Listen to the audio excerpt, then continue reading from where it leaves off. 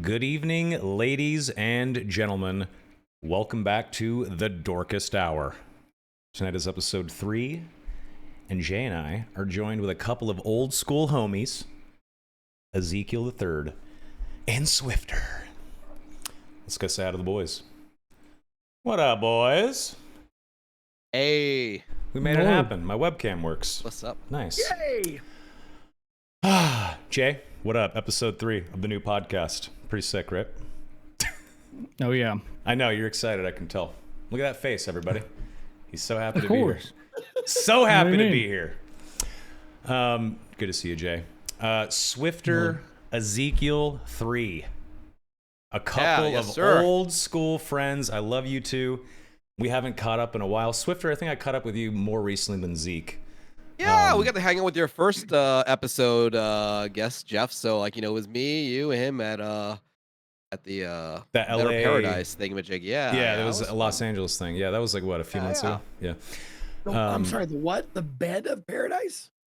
A better paradise. Better paradise. But yeah, a bed of paradise is what they call Swiftor's master bedroom at his... Yeah, me and my his wife apartment. slapping me in the face tonight. There you go. But Swiftor, Zeke, thank you guys so much for joining. I love you guys. It's been such a long time. We used to do a lot of work together, and we're gonna walk down memory lane a little bit. Aren't you excited about memory lane, Jay? Oh yeah, fond memories of memory lane. What can I say? Yeah. I don't know about you, chat. I don't know about you, Jay. But Swiftor, Zeke, and I remember back in the day when Twitch was way better. Do you guys remember those? Yeah, days? I mean, that's how anything goes, right? Like, it's bigger, more money focused, grow. Then, oh god, shrink, and fuck over everybody. Just the usual. Yeah. But it was magical back in the days, though, man. Magical. No, yeah. I mean, all of us here. I mean, Jay notwithstanding, but like, I don't know, but we can all remember Justin TV, like before, it was Twitch. We're of the echelon of people that have stuck around that long, that have broadcasted, like streamed, because on Justin TV. And I didn't even start off as a video game streamer at all. I started off as I tried to do my own take on like a mystery science theater kind of thing, where I would watch bad movies and comment on them because I thought I was so funny, It was the wild fucking west, and then and then I got fucking banned by Viacom for streaming something that MTV owned. Yeah. You've been. I mean, anyone, like, you really strong on Justin if you didn't get banned at some point for showing something you weren't supposed to. I feel like everyone's kind of got that rite of passage. What's crazy is Zeke has been streaming so long that his voice died of old age. Sorry, Zeke. I couldn't help it. No, it Are you feeling okay? Are you okay? I'm absolutely fine. No, it's just good. Okay, good. It's just I've had some vocal cord issues, damage, whatever. I'm not sick. I don't feel bad. It's just scratchy all the time. It has been for a few months now, and it's just like I went to the doctor. He was like, "Here, try this." And nothing worked. Dude, I also have an injured vocal cord. I have like a little polyp. And sometimes they slap together and my voice just drops out. And I have to clear my throat and start talking again. Jay's seen it on the podcast. Does it get like really low? Yeah. Like, what happens to your voice when that happens? Literally, I'll be talking. It's really, really high. No, it doesn't. Fuck off. No, it doesn't. Oh my god. Oh, excuse me. No, I'll just be talking and then my voice will just drop like off a cliff, and I'll have to clear my throat and restart. Oh, wow. It's like someone puts a wall in between my vocal cords and my words, and won't let it escape my mouth, and it just gate shuts, and I have to and then restart. And it's been like that for like a couple of years. And when you keep smoking weed and it keeps aggravating it, like. But anyway, yeah. So I think when did we fucking first meet, fellas? Yeah, that was like 2015. Rewind. 10 years ago. Yeah. I mean, around there for sure. Absolutely. And within 2 years of knowing Zeke, I saw him naked on a bed. Pretty sure. No, is that really? You weren't complete. I don't think I've even got. Yeah. I feel like I'm owed a naked Zeke on the bed. What is this? 2 years? I'm waiting for my 20-year anniversary to get mine. It could have been. It could have been 18 months. We've been naked in the same vicinity. That is very true. I don't know if this is going to talk about me. Yes, we have. That's actually Yeah. true. I mean, you guys stayed in like the same Remember that hotel. one night in Bangkok, right? Yeah. The first time I got to like hang out with you, we both shared the same hotel room. Yeah. For our Twitch thing, and the most beautiful welcome. He just brought us a pizza. He didn't we'd never met. He brought pizza. So, And that's Zeke the did? beautiful thing. Yeah. Wow. Yeah. I didn't think of doing anything like that. I was like, oh, like I can't wait to meet Zeke. He brought a pizza, and from there, it's just like, how do you? I can't What a top nice that. guy. That was it. Yeah. No, listen. bar was set too high. I know I'm a little bit difficult to take. Sometimes I'm a little abrasive. I'm a little I'm a little loud. I'm a little whatever. So like, I like to smooth the intro with like, hey, here's some food. And everybody likes pizza. Like, or most people like pizza at least. So Right. it's a good go-to. It's pizza or tacos. Like you can weasel your way into someone's life with pizza or tacos, and that's how I got Swiftor. That is still effective to this day. That's how I got Swiftor. Just end it right there. Just period. Yep. And you, I'm yours, baby. I still have a highlight that plays like because at the beginning of my stream I play like 15 minutes of just like highlights that my mod Scott makes. Yeah. And one of them is quite possibly our first, like from our first meetup at or meeting face to face at PAX South in San Antonio. Oh, And like my circa first 2015. My first time being on stage was with you and with DJ Wheat and all those other guys. And it was when we were interviewing the devs of the Division. Yes. Oh, wow. The first Division, yeah. Wow. Throwback Great right there. game. Still finding my sea legs there, and you were there the host, and I was the backup guy, which they used to do. Mm-hmm. They would have a main and then That's a right. Yeah. backup. And Andy Richter. I was your Andy Richter. That's a right. lot of You were a those great Andy Richter too. Thank you. Yeah. So that's how we all met. So just for a little history lesson, I was at Twitch for several years. I joined pre-Amazon in 2014 as their community manager. And I quickly realized that you can't manage a community of like millions of viewers and streamers. Well, at the time, not millions of streamers yet, but definitely there was a couple million viewers. You couldn't really manage a community with a fucking Twitter account and an Instagram and a subreddit that was unofficial. you just could not do that. So we realized that we needed to use our own platform, right? So then that birthed shit like Twitch Weekly and doing event hosting and stuff like that. And it worked. It grew Twitch into this crazy thing. But one of the things we wanted to do when we hosted events like PAX or Comic-Con or E3 is we wanted to hire broadcasters out of the Twitch ecosystem instead of just having a bunch of like Twitch staff on the couch, right? Because it's just you want to like add some like homegrown talent from the Twitch farm. So we would hire people for like not a lot of money, and you guys would always say yes, idiots. And I didn't price that, by the way. That was not me. I would have done that shit for free. I would have done that shit for free. Yeah. No, it was $500 a day, which to host is really solid, to be honest. But yeah, you guys would fly out to PAX or E3 or whatever the fuck it was, and you guys would just host and interview game devs and actors and voice actors and comic book artists and WWE wrestlers. There'd be art contests and anime fucking shows, and it was just fucking fun, man. It was one of the best moments of my career ever. I mean, could you guys say the same? I think it was magical stuff to just be able, like, I mean, I feel like a lot of us just spend our entire day lives and just playing in front of our monitors, which is great, but like, you gotta travel and be with like, great people and making this magical thing happen and hang out and drink after and celebrate when it's all done. I think it was just like, it's really hard to kind of capture that. So I don't know. I really cherish like, those trips and those days and hanging out. Like, I don't think I've ever had anything close to that in quite a while. So yeah. It was the closest thing that I've ever had to feeling like how I would imagine a rock star feels, like, because that's what I would do. We go out to these events, we go out to PAXs and Comic-Cons and all this kind of stuff. And I'd fucking party all night and wake up and be there on time every day, hungover as shit, but like fucking faking it, like until I was like, in the right headspace. But man, it was so much fun.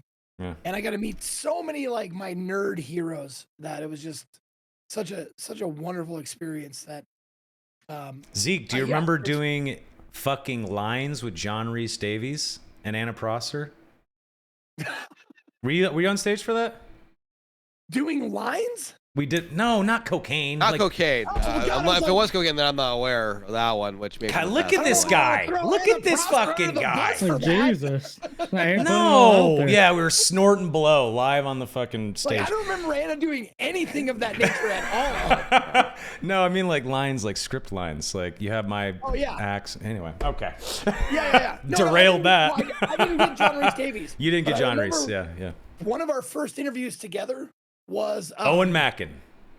We had two that were awesome. We had Sean Astin. Yep. We had fucking Samwise Gamgee up there, and we had Owen Mackin, the Irish guy. Yeah, the Knight of Flowers or whatever. Oh, that was Iron Fist. Finn Jones. Yeah, he was Finn Sir Jones. Loras Tyrell, Iron Fist. Yep. He was great Yep. too. And he There play. we go. Yeah, he played Nidhogg with us, right, on stage. Yep. Yeah, Yep, we played video games. Was this PAX or where was this? This was C2E2. C2E2 Chicago. Oh, Chicago. Gotcha. And I think that same weekend I got to interview Norman Reedus when he was like super famous with Walking Dead as well. Oh yeah. I mean, that shit was just the best, guys. Like, and you know what's crazy is Twitch decided to pull out of all that. They decided that they didn't want their event. Sorry, they decided that they didn't want their booth to be the oasis in the desert. That's what it always was, right? And when you were at any event that Twitch was at, where did everyone meet? The Twitch booth. Twitch had it all. That was the oasis in the event desert. And they decided to fucking give that up. The $1 trillion company decided to give that up because of a little bit of cost. But what you get out of that is so worth it. And you can see that those kind of moves like have deteriorated the experience in the community a little bit, for sure. I think, but yeah. I think so. And you can't like make up for it. TwitchCon is great and everything, but like, you have these other friends where people who were not going like, we're not like, obsessed with Twitch.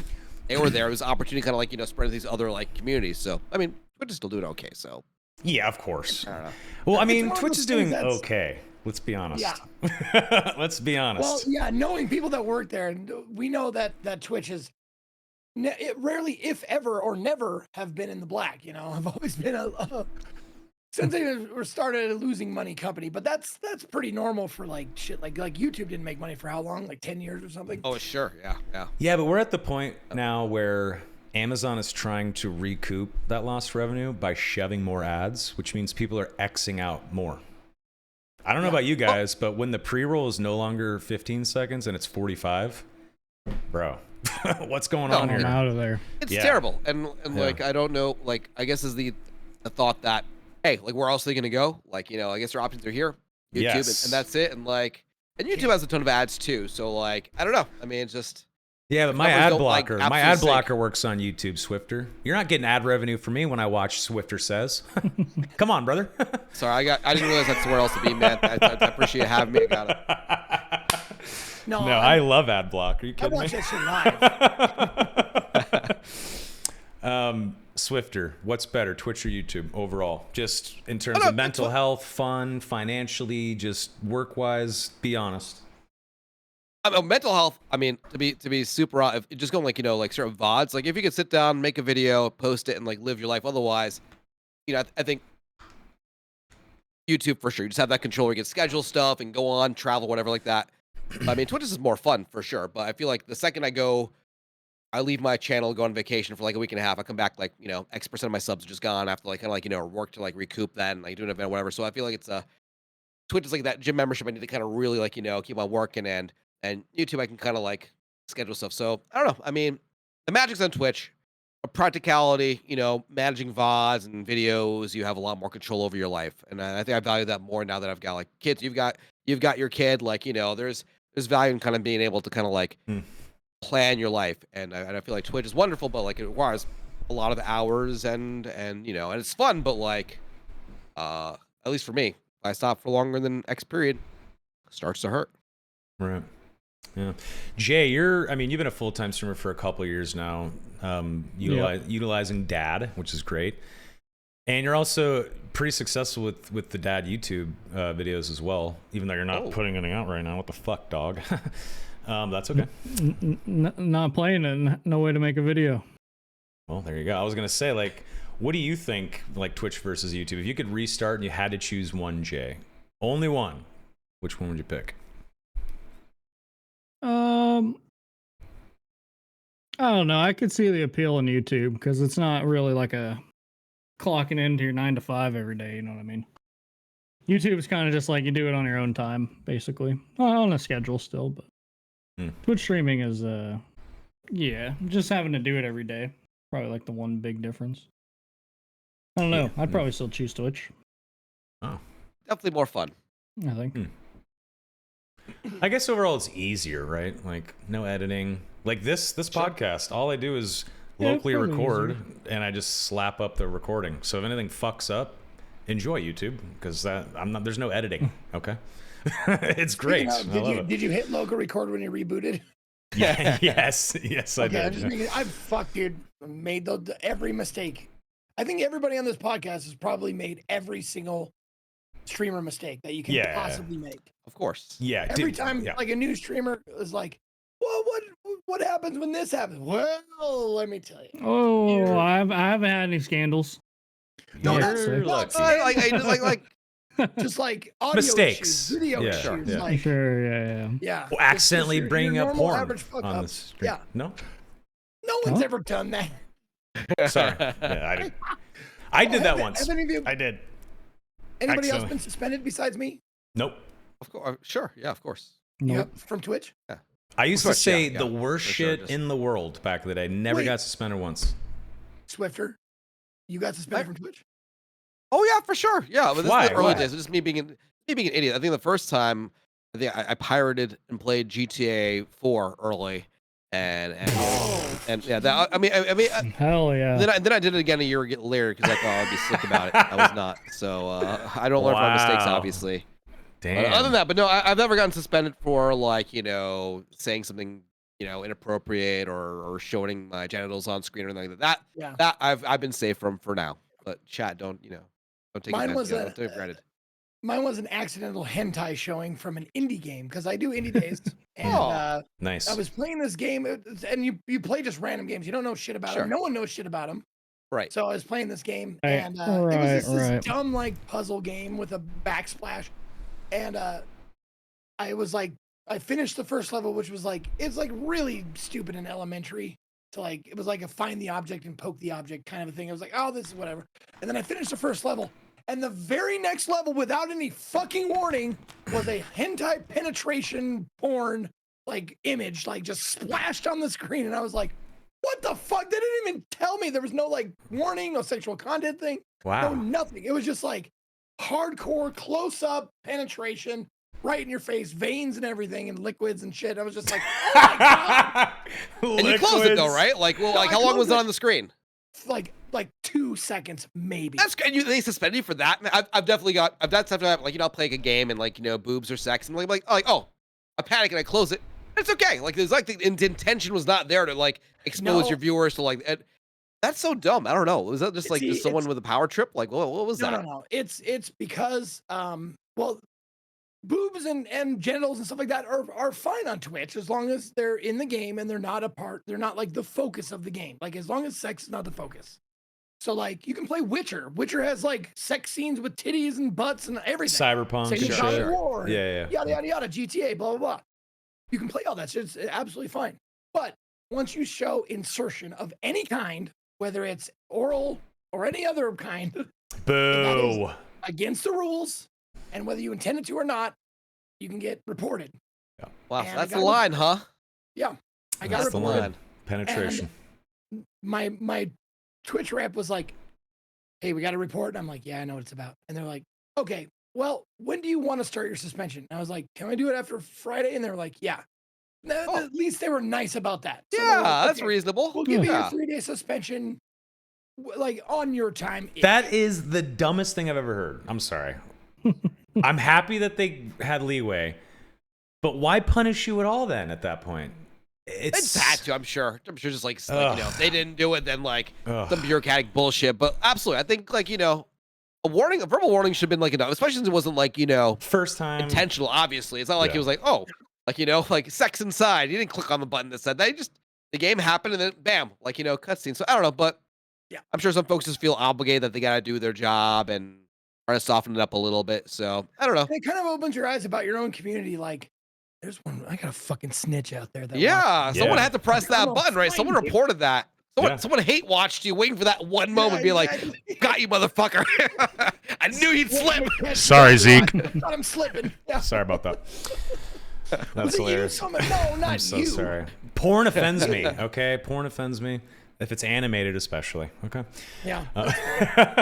No, I was doing a stream like I don't know, like fucking 2017 or something like that, and I was working at Twitch at the time, and I was live at my place, and it was like a just chatting thing. We were just fucking around, and people were putting links. We were looking at memes, and I clicked a link, and it pulled up, and it was porn for like I don't know, a second and a half. Like I think it was like just this giant guy and this like little Asian woman, and it was like a meme, and we all laughed about it, and it was great. I actually watched it later after the stream. It was good. I saved the link. No, but I did pull it up for like a second, but no one reported me. I didn't get temp banned. Nothing happened at all. So that's so weird. Got a better community than I do, I guess. Out there, there's a guy out there. Like, hey, watching. You hear this, man? Do you feel any regrets? I mean, I can't blame him. That's a multi-purpose screenshot right there. Indeed. Who else did we used to host with back in the day? Spamfish. Dude, what happened to Spamfish? How's Spamfish doing? A legend. He's having life. He is. He absolutely is. He is a beautiful man. Yeah. But challenges, some of them. Yeah. Self-inflicted. Me and Zeke at some point kept pretty close, but I mean, I don't know. I mean, I think at some points, like, I don't know. It makes me feel guilty just thinking about it, but like, I don't know. Like sometimes you just like you try to help, and then gotta move on, and then they don't. I don't know. Yeah, it's like there's no more you can really like do if they like someone won't take your help. I don't know. I don't have a right way to say it. I love the man. Hope he's well, but like. Yeah. Yeah, we both love him. We wish him the best, but he's having some struggles right now. But he'll get back on the horse, I'm sure. He will. He's a smart dude. He's back. funny. He's very entertaining dude. He's like great dude. Just I don't know. He just needs to get past some barriers, and then I don't know. I think that's a journey he has to kind of do on his own, or get help from someone who knows how to fix his challenges. I don't think it's me or Zeke or many other folks. Need somebody. Yeah. Who else? Man versus Game. We used to host. What the fuck happened to Man? Where's Man at? He hasn't been live in like 2 fucking years. Just outright no more Twitch at all. Just doesn't want to do it. What does he do now? I don't know if he's doing it now. I know at some point he I think worked at a bowling alley, and I think that's such a powerful thing. Like Man had a massive, dedicated, loyal, worshiping following, and I think he had the courage to be like, nope, let's step away from that, and I'm gonna focus on me and my life. And I don't know if I could do it. I don't know if I could do it, even if I felt like I was wasn't enjoying this anymore. I feel like I'd be afraid to kind of let go of this ego trip that I'm on every day. And he was just able to do it. I don't know. I think it's such a powerful thing to do. I don't know if I could do it. Or I'm sure forced upon me one day, but I think just I don't know. It's to separate yourself from this world where you have this connection with people, and they I don't know, be on a pedestal, whatever it is. Tough. But I mean, no, love Man. Hope he's well. But I mean, I salute the strength to kind of to do that. I don't think many folks could. Do you still keep in touch with him, Zeke? I mean, you guys are best friends from childhood, right? No, we kind of just drifted apart. And then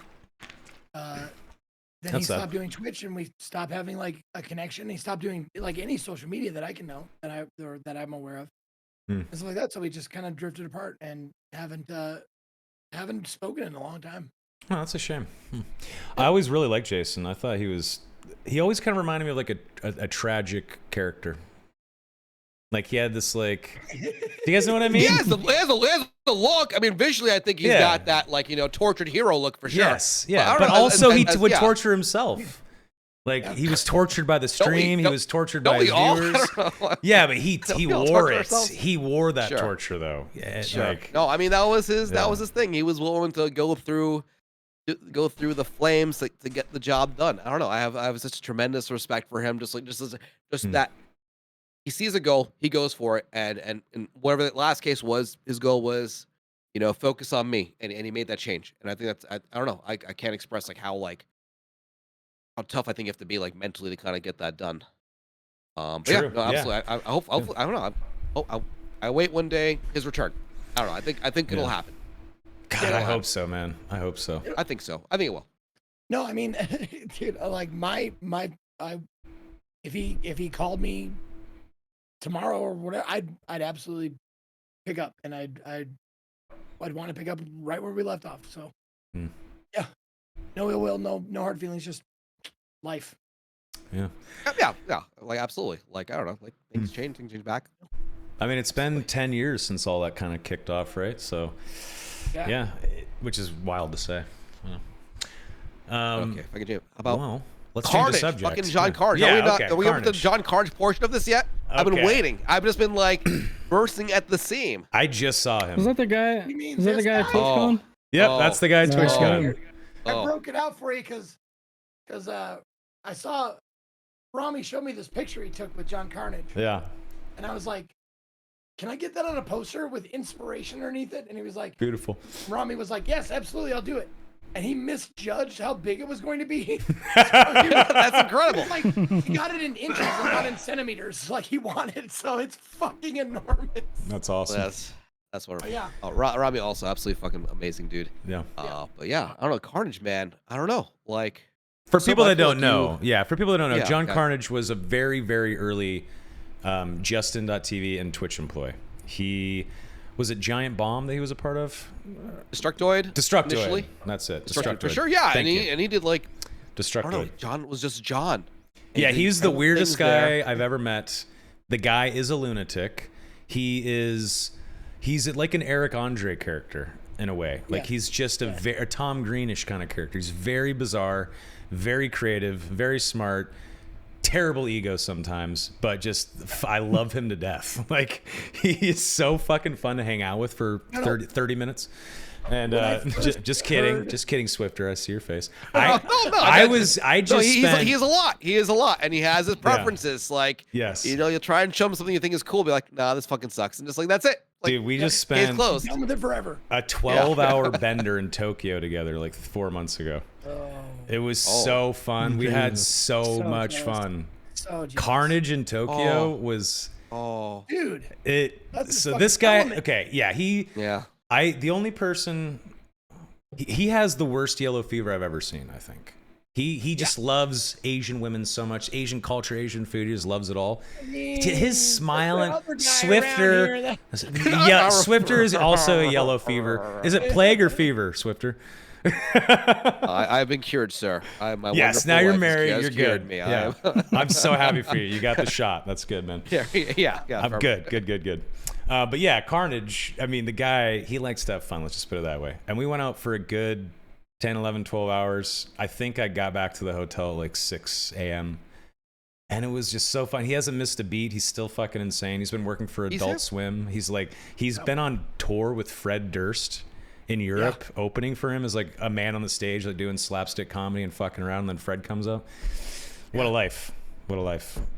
Yeah. Crazy. When I first heard the term not too long ago, I knew there was a position called for people like him, but I heard the term personality hire, and I was like, oh fuck, that's who I think of when I think of personality hire, because I don't know what the fuck he does. I've never known what the fuck he does anywhere. He schmoozes people into being involved, that's why we had so many wrestlers on our fucking Twitch stage, because John Carnage was like, let me get on the phone with fucking, WWE. and let me get on the phone with everybody there and have them come on the show and or come and get interviewed at the Comic-Cons and shit like that. Dude had his little dirty fingers in Yeah. everything. And I still don't know what he did at Twitch at all. He has a gift for creating a vision and selling the vision. He gets great, this is the way it is. This is how we do this. This is gonna be so great. And then it was a great combo, obviously, with DJ, where you can like temper that down, be like, all right, let's put this in a form that people can like, Yes. won't get overwhelmed by, and he would like deliver this package. They were a good combo. It's like, all right, so you have the raw blue sky from Carnage's crazy thing. And DJ was like, all right, let's make this a little bit less overwhelming or less, intimidating. And yeah, it was just it was a great formula of those two men. Speaking of, Yeah. we were talking earlier about like the like what your most like memorable and fun experience being like, doing the Twitch hosting and stuff like that. And I would have to couple that with the once a year pre-show that, oh my God. Madness, absolute madness! What you guys did, I don't know how you would do that day and still survive the remaining events. So just for anyone up, back when E3 was existed and was being covered by Twitch, John and we and the guys had this one day that was before day 0, or it was day 0, where you guys just did like crazy shit, and I don't know, man. I don't know how you guys did it. I feel like. Can you give us some examples of some crazy shit, Zeke? What's that? Can you give us a couple of examples of some of the nuttier shit you guys did for pre-show? Sure. We had I don't know if you guys know who Sushi Dragon is. Oh yeah. Oh yeah. We're talented guy. Awesome. Sushi Dragon is a streamer who has his own like he covers his body with like tech that does shit, like changes cameras, makes lights, makes music, all this kind of shit. And we had him on the pre-show, and they were like, we got to do something that's gonna like be weird and absurd and hilarious. So they got me a sort of my flesh colored bodysuit, like the Green Man suit, but my flesh colored. And it was a head to toe thing, and they taped and or velcroed like pieces of sushi all over me, like I was a naked sushi, lady who you would eat sushi. I was that, and he was doing his thing, and I would go up, and I came up behind him, and I started dancing, in my nude sushi suit. I was like, yeah, and the sushi is just flying off me. It's plastic. It's toy sushi, so it's like ting ting ting ting ting, ting like fucking Duplo blocks just flying off me the whole fucking time, like shit like that. And it was just like, that was not planned, so to speak, but it was like, let's kick this ball around for a second and see what we can come up with. Okay, we got this suit, we got this sushi, how about we fucking do this? And it was like, okay, sure. And then another one was like, go ahead. Oh, I was going to come in the next morning, like the actual day one, and Carnage just walk up, be like, he pulls out like cereal from his pocket, every pocket. I'm like, what happened? What happened overnight? What was this? Yep. But yeah, just it was like a psychedelic fever dream without having to take a psychedelic drug. That's kind of what it was like. That's what it was supposed to feel like, right? Yeah, very much. I mean, like people compared it to like you said, like the Eric Andre show, and it's very similar to that. It's just wackadoo shit. Like, what if we did this? And we did it a lot of times, and I have absolutely no shame or no, you don't. I don't get embarrassed. It's impossible to embarrass me. I'm just a big hairy oaf, and they were like, "Hey, big hairy oaf, do this," and I'm like, "Yeah, I'll do that." So like I did a performance art slam poetry reading in a half shirt, a thong, and in a baby pool, kiddie pool. Was that was that a Carnage idea? Where did that come from? Who originated that? Oh my God, I can't believe I'm blanking on her name. Anna? No. Bree? No, that's not an Anna idea. No, absolutely not. Bree. Yes. Bree Weiss. Yep. Yeah, she's pretty great. Awesome. Thank you. God, I can't believe I forgot her name. No, it's all good. It's long. No, Bree was another part of that. That was just amazing. Like her, like me, her, and John in the room was just frantic. It was wonderful. I loved it. It's like no idea was bad idea. Let's just make it better. It's fucking awesome. Hell yeah. Well, I feel like we've knocked on the door of the past long enough. Let's fucking speed shit up to modern day. Okay. What are you guys playing these days? What's the meta on Ezekiel _I and for Swiftor? What's the meta? Channel meta. I still regret that fucking underscore. I've been regretting it since Justin TV. God damn, if I could get rid of that. I've been stalking what Zeke's been playing recently. It's always like he played some Heavy Rain a couple of weeks ago. I feel like every time I see him, like I fucking love that game. What was the game he played like today or yesterday? Like, I feel like I look LA Noir. Yep. Oh yeah, nice. Yeah. Mm-hmm. No, just all these. God, there was another one that you recently just did. And I was like, I fucking love that game. I wish I could stream that without being pummeled. Yeah, Pummeled man. how? I don't, Yeah, what do you mean Oh, pummeled? I'd be like, I can play. So, I guess in my world, I play my homework, which is Call of Duty, which I love and I enjoy doing. I can do it for like 2-3 hours. But if I don't do that homework, people walk into a restaurant, a grilled cheese restaurant, expecting grilled cheese, and if that grilled cheese is not there enough times, they're like, "Bro, I'm not gonna come eat here again." And it's just getting this expectation. So I have to deliver what people expect. But sometimes I just want to kind of sit down, I'll play this, play BioShock or play this classic game, and enjoy that. But slowly learning to just do that off stream. So Jay understands that get it. with Dark and Darker. Oh, Poor yeah. Jay. Like, what are you doing, Jay? We'll get to you in a second, Zeke. I don't do homework though. I'm gone, dude. I'm dropping out. At least the wipe is tomorrow. I mean, that'll bring you back for a couple days, right? So that's you'll eke out 1 or 2 vids from that one. That's good. Surely a few months, hopefully. There you go. When you guys do a wipe and God, yeah, sorry. Please, Zeke. Oh, you were gonna ask him a question. Go ahead.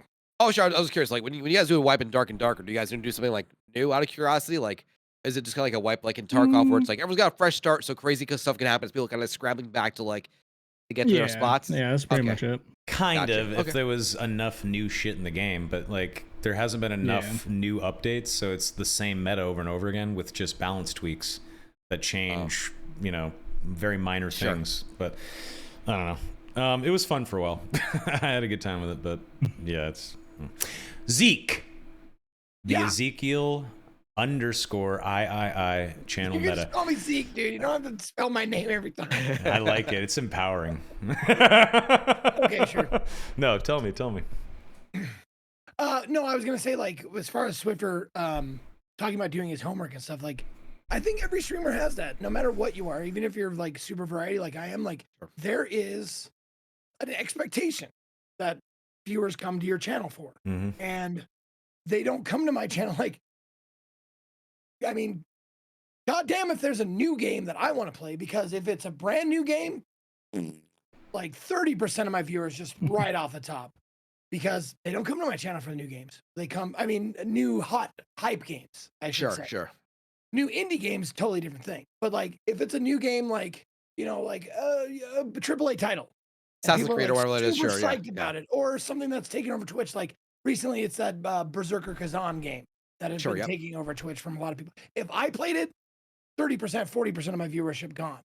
But if I play an older game, 10 years ago game, or 14 years ago game, like Mafia or LA Noir or something like that, they're here. They're here for that. Right. So it's depressing that this is a brand new game that I really want to play and I'm excited about it. I know there's tons of other people that are excited about it, and they're like, we're not gonna watch you do that. I'm like, oh man, watch me. Yeah. I totally feel you, man. I was a one game Andy cursed guy as well. I was a DayZ days, man, right? Yeah. So Arma 2, you had your cage fights in the warehouse. Man, that was magical stuff. Oh yeah. We definitely had a lot of fun community shit. Obviously Survivor games and BR was birthed out of all that shit, which is crazy. But it was fucking depressing having 2,000 viewers watch you do one thing and then 200 watch you do something else that you genuinely were interested in wanting to do. And they just wanted to see Monkey do the one trick only. And it hurt. It does hurt. So whenever Twitch said, hey, do you want to come be our community manager 2 years into my streaming career, I was so fucking relieved, because I was so afraid that I was not going to be able to keep the streaming thing going if, I wasn't able to connect with another game, or if my audience didn't care. I was nervous. So I fucking jumped at that chance. And I was relieved. I feel bad whenever people can't break through it, especially when they're just as funny. They still bring their A game. The commentary is great. The gameplay is good, but nope, no one cares. Sure, and that's everyone's right. Everyone has free will. You get to do whatever you want. It stings. It stings. People are people, man. Yep. Yeah. You gotta let it go. You gotta let it go. But yeah. Gotta, I mean, but yeah. thankfully, like I'm sure, like I know Swiftor has a way that he can, he's created a steady income. Sure. Whereas Twitch was a little bit more of a roller coaster. Mhm. You know, it's like you feast and famine depending on your game choice. You know, all kinds of factors and shit like that. Thankfully, I found a way to like sort of alleviate that, so I can have, so I can play those games and you know, have my viewers drop off a little bit and be like, okay, it's fine. I got this one thing that I do at the beginning of the month that we can get back up, and then we can, you know, I'll still give you what you want, but I'll pepper in stuff that I really want to play that no one wants to watch me play. You do it for your sanity, right? I feel like Yeah. you got yeah. It's like it's required. I don't know. You gotta like loosen up a little bit. Absolutely, absolutely. Are But, you guys excited about GTA 6 at all? I mean, because Jay, you've done some GTRP, it was good. I feel like Yep. the GTA 6 might be like a second chance for some channels that are kind of over their main game. Like, are you gonna go as for it? well. What are you gonna do with it? Are you gonna go for it? I probably will. I probably will. It's kind of like there's a lot of room in a game that big. You know what I mean? Oh yeah, absolutely. Yeah. I think it's gonna make a ton of brand new, like, you know, personalities. I mean, with roleplay right now, I feel like even if you have a great personality, like breaking into one of these like closed garden, like, you know, role playing servers is difficult unless you know the right person, whatever. And a lot of the stuff, the rumors, it's gonna be baked into GTA 6. So like roleplay and the monetization around it, of course, is all just gonna be part of the game eventually. So I think a lot of people who are streaming it will have these personalities that are, like will have a place to immediately kind of apply it and grow from it. So I think that'll be a big opportunity for a lot of folks. I'm just excited to like, you know, play GTA online, race and beat up grannies on the street, you know, all that kind of stuff. You know, just the good Yeah, stuff. I think the acquisition of 5M and doubling down on RP kind of shit, and obviously I've talked about this a few times in the podcast, so I'm sure some people are annoyed. But UGC is the new rage, right? Roblox, Fortnite maps, essentially fucking modding with a new name. It's the biggest thing. It's super important to the bottom line for any company now.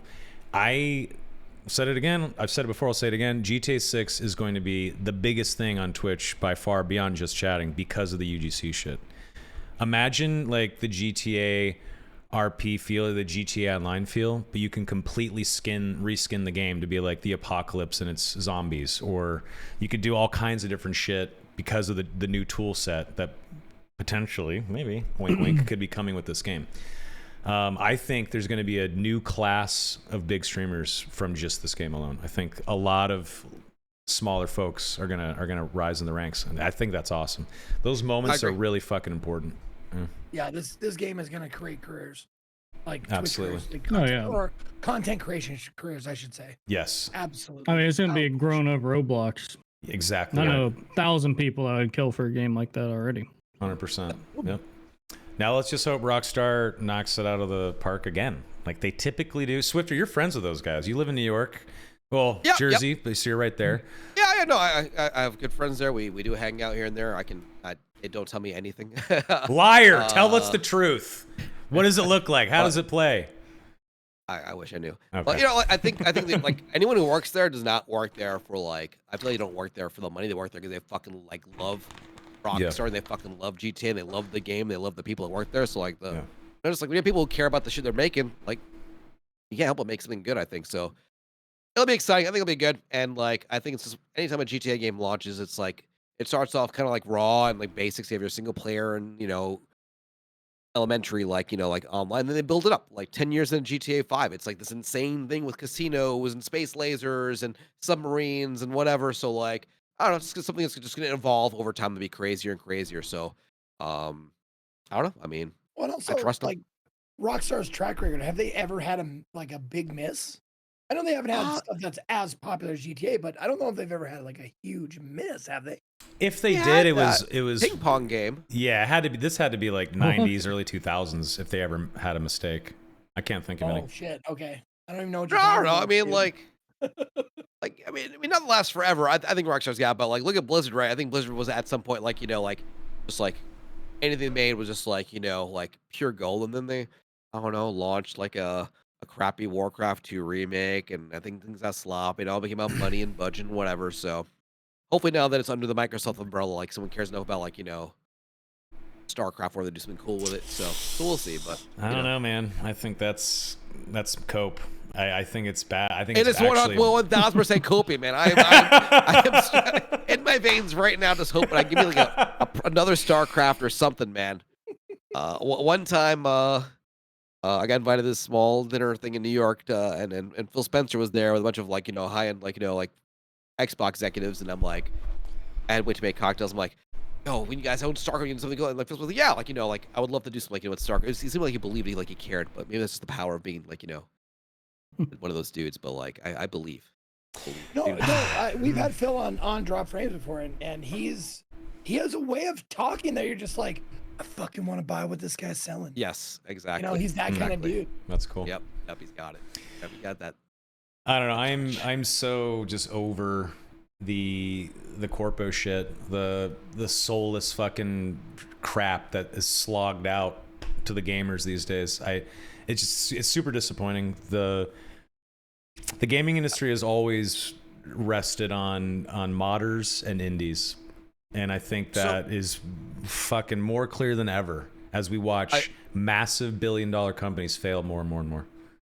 I agree, and this is I think a question I have for Zeke. I mean, with all this happening with games like testing out $80, $90 price points, is this like a boon for like indie games? Is there an opportunity to be like, hey, like you don't need AAAs, like you're like there's Balatro took over my life for like a few months, and all these other indie games. I mean, like it's a lot of beautiful stuff. Is it time for like another renaissance? No, I think what's happening is that the price points are between indie games and AAA games are getting further and further apart. Oh, the new prices of games. Have you seen this? They're driving people like out of this market and into the indie market, which I think is amazing. It's like, if you don't want to play this game, how about this game for $15? You're gonna get 20 awesome fucking hours out of it. Yep. It might be a little bit lower res, lower fidelity, lower blah blah blah, but the fun factor is not changed. It's awesome. So like, I really hope that happens, and that's kind of like, yes, a new renaissance for indie games, especially with all like the industries being so shitty to their employees and laying them off and all that kind of stuff. And they're going out and they're making their fucking passion projects, which are so amazing to see, and the fact that like they are not. These creative people are not. I mean, we're just talking about John Carnage. When someone takes the cuffs off of creative people, you get to see some weird, wacky, awesome shit. Agreed. Yep. Yeah, I don't know. I've been gaming less and less, just generally speaking. Dark and Darker was exciting to me because it was this little indie studio that essentially took full loop PvP and Dungeons and Dragons and first person melee combat and slapped it all together. So jizz in my pants. It's like perfect for me. But I'm finding that the older I get and the way the gaming industry goes, I'm disappointed more and more. And it's like the medium hasn't evolved enough. Like I know it's kind of weird to say, but like for instance, the medium from like 2D screen that I can stare at to like VR, for instance, that's a big medium change. And unfortunately, VR AR is just not ready yet. And I feel like I'm just kind of over the 2D screen. I'm over first-person shooters. I'm over RPGs. And maybe that's just age. I don't know. Is that sad? I mean, I'm just kind of over like, it. Just be, like, what excites you then? Something's got to excite you right now, right? What is it? What is there anything else that has like your attention? Like anything else? Like it doesn't have to be within games, but like it's like in your world. Like what do you get? Is it movies? Is it a show? Is it like collecting something? Is it like what's crazy, Swiftor? Like, what is it? I've been touching grass, dude. I've been going hiking and shit. You know what's crazy? I know. Disgusting. I know. I've been driving so I live in Phoenix now. I've been driving to Sedona, and like Rainad just visited for a week before we went to GDC. We went to Sedona, went hiking. We were going to go to the Grand Canyon, but there was a massive ice storm and they shut the highways down. The Grand Canyon froze, which is weird. So we couldn't go. But like I'm enjoying like little road trip adventures and shit. Like, I don't know. But I also do play TFT every day. Like I play the Bazaar, that's Rainad's game. Yeah, yep, I enjoy that one. Yeah, so I'm still gaming just because I'm a dork and I have this gaming rig. I'm going to use it, but I don't know. I need something new. I need something fresh. And even I just sound like such a jaded guy, but I am excited about some games. Like I'm excited for Elder Scrolls 6, though I'm worried. Are you guys worried about Bethesda? I mean, Starfield could have started off a little bit stronger, but I mean, I don't know. Hopefully, this learned from that and like, I don't know. I'll tell you this if this helps ease your mind a little bit, someone like, I'm now looking at my Steam library, which has 2,946 games. Jesus. Wow. Give or take. That's Give or take. crazy. That's what it says. But there's also like there's soundtracks and DLCs and stuff that count. But like still, even with all that, probably at least 2,500 games. That's amazing. Okay. And I still have points in time where I look at all these games and I'm like, I don't feel like playing a fucking thing. Still. Yeah. You got to have something that sparks your interest and that feels fresh, new, or engaging, you know? And sometimes you're just either personally not in the right headspace to enjoy a game, or the game that you want to play, you're not aware of it, or you don't remember it, or it's not out yet, or it's, you know, one of the other things. So it happens to all of us. Like I play, you know, have played thousands of different games, and I'm still like, I wonder what Valheim's doing. I'm gonna go back to Valheim. You know, I have like 500 hours in that fucking game. I'm like, maybe I should go back to Valheim. And you know those memes where it's like, it shows all like all the projects I haven't finished. New project that I've played 1,000,000 times. Like I'm gonna keep doing this. You know, like it's fine. It's fine to have comfort. But if you're looking for a Skyrim, kind of like if you're looking forward to Skyrim, may I suggest possibly Avowed, which I was that recently good? Played Was it and okay? I enjoyed it thoroughly. Jay's shaking his head no. Jay, Avowed, what do you think? I was itching my mustache. I never played it. It looked all right though. It's fun. It's fun. It's well done. It's polished. I'm only maybe like 20 hours into it, but I had a blast with it. I don't know. What pulled me off of Avowed? I think it was Kingdom Come Deliverance 2, which was also fucking great. So I don't know. I bounced off that one. Too real. Really? I didn't finish it. I'll play like a fun quest and I'll come back to it like a few days later. It's too realistic. I don't like how immersive sim it is. Like it's like, wake up, hey, I'm gonna try and charm you. Wait, you stink, so go take a bath. Oh fuck, so I gotta go take a bath. How about now? It's like, oh, your dog's hungry. Fuck, okay, I'll feed my fucking dog. It's like, how about your horse? Gotta brush your horse. I don't even know that's thing, but you know what I'm saying? It's like just on the adventure. That's what Avowed is. Avowed there's none of that. None of that. It's just go adventure and the combat is super silly fun. Very satisfying combat for sure, man. Okay, maybe I'll give it a look. Yeah. Do you have Game Pass? I feel like Game Pass is just like the thing to like, you know, let you just try a bunch of different stuff with like minimal investment. Not to try, you know, sales pitch it, but like, it's a great Netflix of games. I don't know. I actually don't have Game Pass, but I know that it's very valuable and that most gamers should probably have it, but no, I don't have it.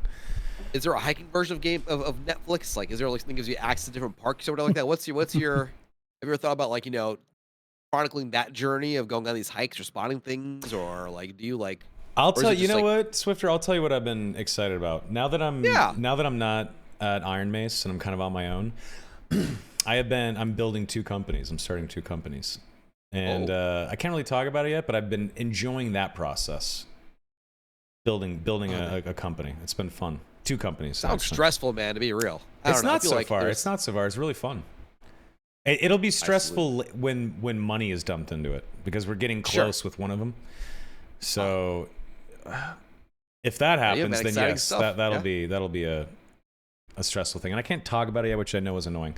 But I don't know. I guess and it's all adjacent to gaming too, by the way, the companies. So it's still my lifeblood. I still love it, but I don't know. I guess I just need a reinvigoration for games. And honestly, after being the head of marketing for Dark and Darker and being at that studio and like kind of seeing what that was like and not having really a great time, that also, and that's fresh, right? I was just there. I just was let go in January. So that's fresh. And I think maybe that also is kind of stuck the pig a little bit too with it. But I remember that about you, Soma. One of the things that like the last time we talked in person, you were like, we were at your place in SF and we sat down and you're like, I got this thing that I'm doing. I don't know what it was. It was a phone app or something like that. And Facer. Yeah. There it is. Yeah. And you were like, dude, I got this thing. It's going to make me $1 million. And I didn't say that. No, I know, but that's what it felt like. It felt like you were super excited about it. And I got to admit, I can't remember what it was, but I remember the feeling of going, "This is a fucking good idea." Do you feel comfortable talking about like what it was or whatever? Yeah. So essentially, it was a video app where the company was at all times going up against all the users, and depending on who was winning this like video fight with shit. I'm trying to like condense it here. It's probably don't remember it like this, Zeke, but essentially like how ads are delivered on the platform, how everything is delivered on the platform changes based on the war between Facer, which is this like monolithic corpo fucking guy, and all the users that are uploading content. And there's like competitions and stuff that would happen. And if the users are winning, they make money, they get like access to like brand deals and all kinds of shit. And then if Facer is winning, it's not going to be anything that will drive people off the platform, like 8 minutes of ads every 30 seconds or anything like that. But it would be like some cool gamified thing where the users would feel compelled to fight back against the evil corpo Facer and, you know, generate content. Anyway, it was really fun for a while, but it's too hard. I'm not an engineer either, and I had an engineer and an app dev, but it failed. Like we just couldn't get it going. So. But it was fun for a while to like build it. I was very excited about it. I did have a team, but yeah, it just didn't work out. But that's just kind of how it goes. The coolest idea is the hardest, right? I don't know. It's just like the new idea for one of the companies is fun, and I'll talk about it when I can. I can't yet, but I think that it will be very useful for every gamer on the planet, and it'll be like some thing that once it exists, people will wonder why it didn't exist before. Oh wow. But yeah, it's been fun. Why do you gotta say things like that, man? Now, like I was like, all right, I'll respect your time. Well, I would say now it's like I want to know right fucking now. What is this company? 2%. Yeah. You got my money. What can I say about it? It will allow. Yeah, I can't say anything about it. Back to respect mode. Back to respect mode. Thank you. Yeah. But yeah, that's what I've been enjoying. Is like building shit like that. So. Yeah. Nice. Oh man, exciting stuff. I hope so. I mean, it could all fall apart. I mean, the fact that you're just motivated, man, I think is like enough. I don't know. I think like someone being motivated is such a powerful and sometimes just hard thing. I don't know. I know people who just like, will like every day watch the same 90-second clip of like this motivational video to kind of get them fired up. I think it's great. I wish it worked for me, but like I don't know. Sometimes I'm like, I don't feel like doing anything today. Yeah. Well, one of my co-founders is in chat, so thank you for stopping me, Swiftor. That was a good move. He says, "Keep it secret, bro. I'm watching." Yeah, we got to keep it close to our chests because unfortunately, it could. Let him talk. Let him spill. Anyway, enough about that cryptic shit. Like, if I can't talk, if I can't like give some juice, like, what's the point? So we can. Anyway. No, the reason why I brought that up is because I always liked your enthusiasm and your excitement about stuff, and you've always had a way about you that and honestly, Swiftor is the same, different modes or different like ways of going about it, but like being around either of you guys is like, shit, these guys got me fucking excited about something. Let's go. If that's how you feel about us, how do you think we feel about you, motherfucker? No, you are an insane guy. I don't have any ideas, though. You are a never-ending battery of fucking insanity and fun and joy. Like I've only seen you angry once, I think, and you were drunk. Like if that's how you feel about us, man, you got to look in the mirror because you're like the life of the party. So, can we all take each other's dicks out of our mouth now? Okay. That's what friends do, man. You're friends right. suck each other's dicks. It's all good. That is true, man. Oh, you're absolutely right. You're right. And with that, let's kick it over to Q&A. Bro jobs, that's right. Well, there's a Q&A section. I didn't know that. Okay, fuck me neither. All right. Yeah, we're going to talk to chat. Mind if I take a easy cheese break? Oh. I hope so. Yeah. Yeah, lick the tip. That's right. As cheese in a can evolved, I feel like I lived on that stuff when I was a kid. Which is terrible. I'm but sure it's it's delicious. The same old.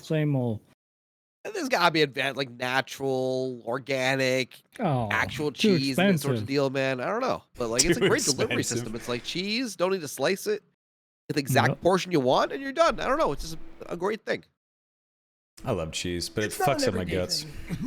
It's a once in a while thing. It's like, it's like fine whiskey. It's like you don't drink that every day because it's Sure. you know.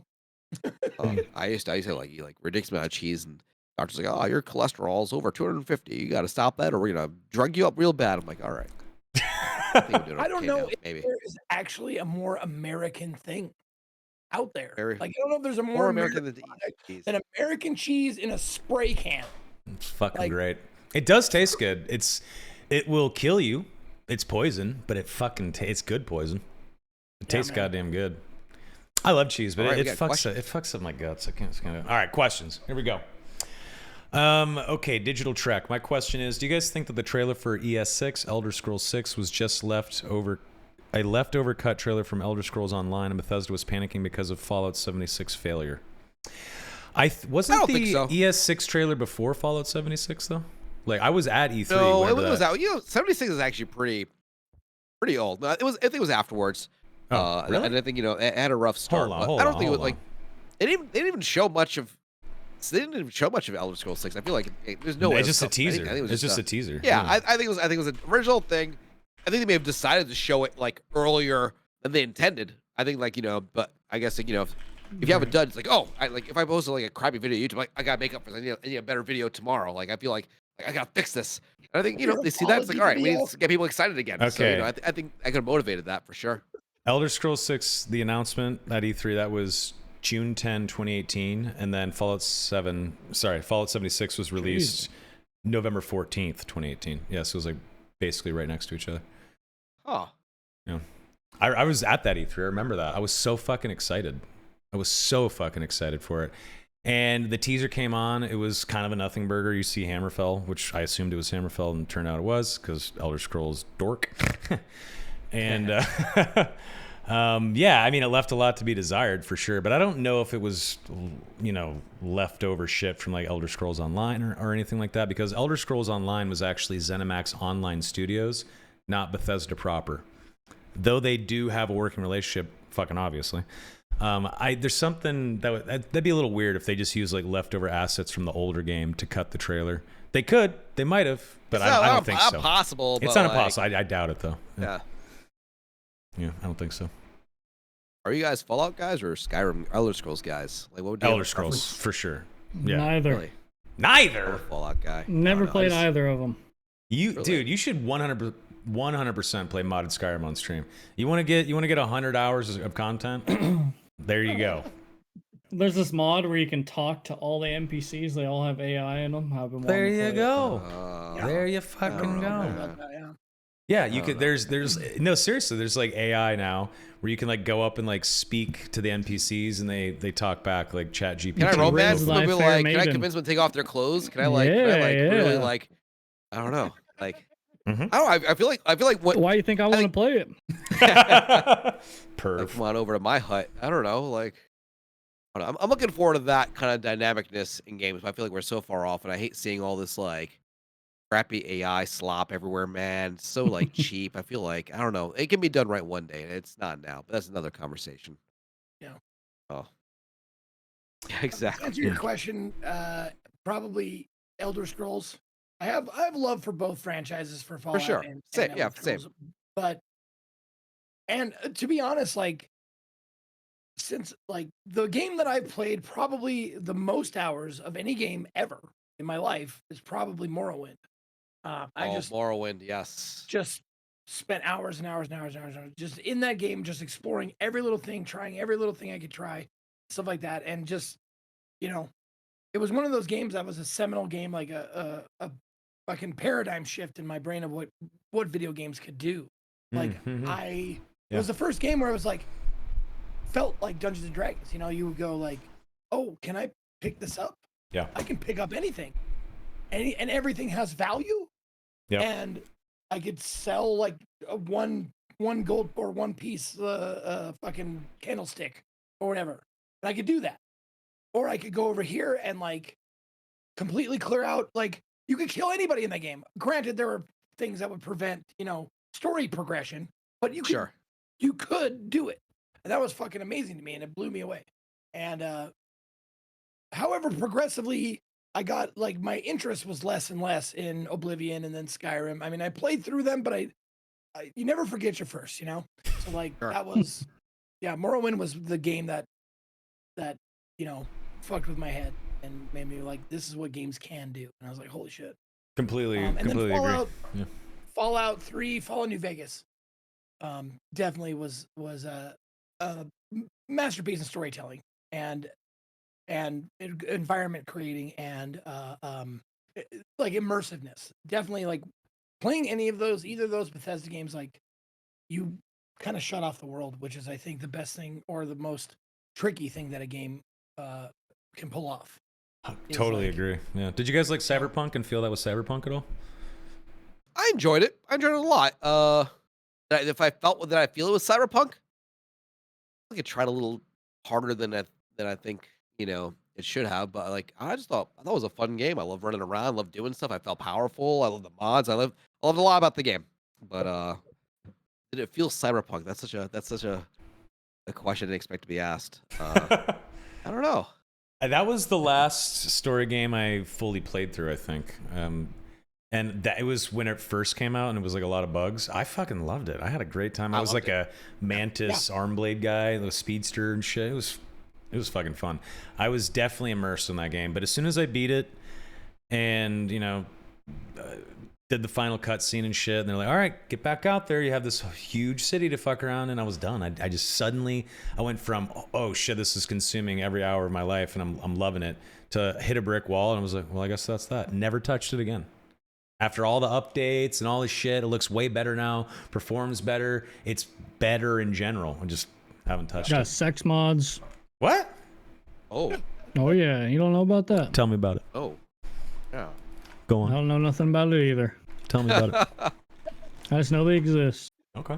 Mm-hmm. Oh man. What do they look like? I'm afraid of that phenomenon, man. When you end the game and it's just over. I feel like I've got at least like a dozen games I really loved. I'd stop like right at the end. For me, like one that's very shameful for me is Knights of the Old Republic. I got to the very end. I didn't want it to end, and I just stopped playing the game. Never went back. Kind of shitty. Like, why? Why not? I don't know. I just didn't want it to end. I just like, no, I can't see you ever again. Oh, I completely understand that. I completely understand. There's lots of games where, like most recently, right? Elden Ring.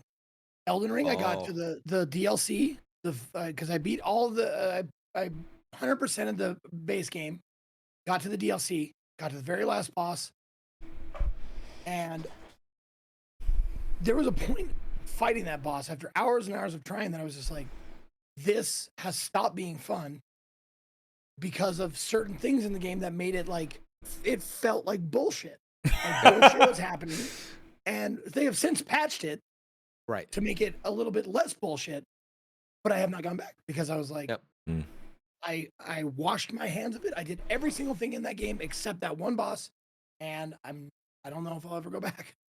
You've gotten the value. You've gotten it's brought you the value, the enjoyment that you've gotten out of it. Like you've squeezed that fruit, and I don't know, like what would you get out of just going out there and just doing this whole like last piece of this task? I don't know. So I hear that. Oh, and happened with me with Sekiro. I probably have like a couple hundred hours. No, 400 hours in Elden Ring. So like. That's it is such a great game. I love that game. Elden Ring's amazing. I like Sekiro too. I got to the second or third to last boss, was doing really well in it, and I was like having trouble with this boss. And then I was playing something else, or I don't know what happened. I just never went back. And I feel like such a bitch that I didn't finish Sekiro. It's right there. I could reinstall it. I could play it. I just don't. I don't know. It kind of sucks. It's not your obligation, right? It's not. It's like, not. If the game was not made in a way that compelled you and to enjoy every single moment at the end, I feel it's that that's just an incompatibility with you and the game. I don't think it's anyone's fault. Like I don't know. If I get to a game and it's not fun anymore, I think I've just learned to just like move on. I don't know. Well, Two has a good question. What are some small details in games that you notice as a Twitch streamer that you didn't notice before or when you were not streaming a game? I have one right off the bat. I notice as a Twitch streamer when games have really solid downtime to communicate with my audience. I know that's not kind of what you're saying, but I would notice that if a game allowed me the opportunity to communicate with my audience and dick around and riff and answer questions and not have to totally worry about what's going on. But then there was moments where I did have to say, chat, hold the fuck on. And I had to concentrate for a minute or two. that was really cool to me. I loved that so much, and I think that's why I love DayZ so much, because I could stick a quarter next to my W key, pick a direction, and just run straight until I saw a guy or heard a gunshot, and then I could play the game. But I'd be playing a game, sitting there, running through the woods, seeing the fucking digital scenery, soaking in Churnerous, and hang out with my chat. And I didn't have that same feeling when I played something like PUBG or something like that, because you've got to fucking pay attention the whole time. I'm neglecting chat. I could feel that, and I think chat could feel it too. Yeah. So that's what I would say. Anybody else? Stuff that I've hold on, let me just make sure I got the question right. Small details in game you notice that Twitch streamer. Yes. That I didn't notice before is how much I put up with games before Twitch. Like how much not how much stuff I was willing stuff I was willing to like well, that's the way it is. You just gotta play it like this. And what streaming on Twitch has cued me in on is quality of life stuff, quality of life changes, and I feel like Twitch has pushed that envelope continuously, because people are talking about, you know, like accessibility options or like graphical options depending on your rig, your setup, and that kind of stuff. You know, shit like that, like the stuff that you like took motion blur for granted. You're like, everything has motion blur, so it's just gonna be the way it is. It sucks, and we all hate it. Or I mean, a lot of people hate it. I hate it. Yeah. And now, like, it's a setting in almost every single game is like motion blur on, motion blur off. You can turn it off now. I'm like, how did I ever fucking put up with this shit before? You know? Yeah. It's that kind of stuff. It's that quality of life stuff. Like, in my channel, it's become a meme. It's actually an emote in my channel. But they still fucking do this. Hold on. Just my camera. There we go. They still fucking do, just because of tradition and because it makes sense, eye for inventory. No one likes eye for inventory. If you're getting in your inventory a lot, put it on a key that's right here, because your mouse with this hand, put it within striking distance of this hand. Yep. Any key, I don't care what it is. Me personally, I'm a tab for inventory kind of guy. I like tab for inventory. Okay, I'll even do B for bag. That's fine. But there's my emotes right in the chat. The I for inventory. Like that. Like H for heal. Like, what the fuck? Why is H for heal? That's like so far away from anything. I get H stands for the first line heal, but like that makes no sense. You have not played this game with a keyboard, you fucks. You're like, why would you do that? Or like when you can't remap skill buttons, it's like, all right, this skill's on the 9 key. You're like, what? The 9 key? I have to use this skill a lot. Like, that's available. You have to like stretch your thumb up. Like, what the fuck am I doing? What do you think, Jay? Yep. About what, the streaming thing? Yeah. Yeah. What do you notice? What have you noticed as a streamer that like maybe you wouldn't have noticed, like, you know, if you were playing the game, like, you know, like outside of content creation? Yeah, I think streams made me a little more awkward, because like, you know, I'll like mess with people in games to like get a reaction out of them, and then when I started doing that off stream, I'm like, now it's just awkward, because you're not doing it for an audience anymore. You're just like being funny to some one random guy, just you and him in the digital world, just flirting in the dungeon. Yeah, just flirting pretty much. Yeah.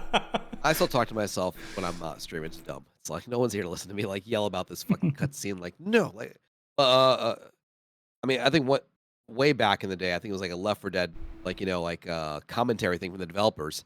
And at one point they're like, yeah, like, you know, he's that big, like, bright light bulb over the door. That's what, you know, what developers do to kind of make you like go in that direction without you noticing. I'm like, oh, like, you know, it's like now every game I look at, it's like there's a bright light. Like, oh, that's where they want you to go, and this is how they guide you. Not quite like yellow paint on like, you know, ladders or mountains or whatever like that, but like, I don't know. I feel like being extremely like you dissect. Like, why did the developer do this shit? Like, why does it make me so frustrated? You dissect the thing, and it's like, oh, they're trying to make you do this, or this is what they were thinking. And sometimes it's dumb, sometimes it's not. But like, there's a lot of dissecting. I feel like you do as a streamer when you have people like, you know, watch you get frustrated or do something in the game.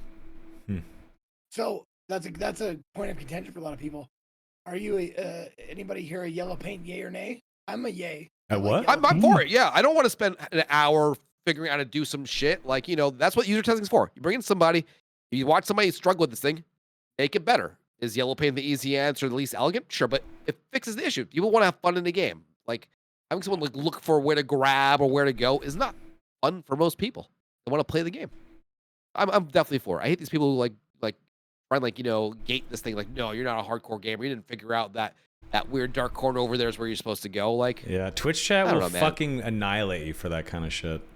Like, I remember when I was streaming, I think Dark Souls 3, and or one of the games where you could summon someone to fucking help you. And I was having trouble with one specific boss, so I summoned like an NPC thing that you could summon, not even a player. And I got fucking roasted so hard for that, dude. People are like, cheating. unsubbing, unfollowing. How fucking dare you, fucking child murderer, you terrible person. It's like, whoa, we're just fucking trying to get some help. man. Like, Jesus.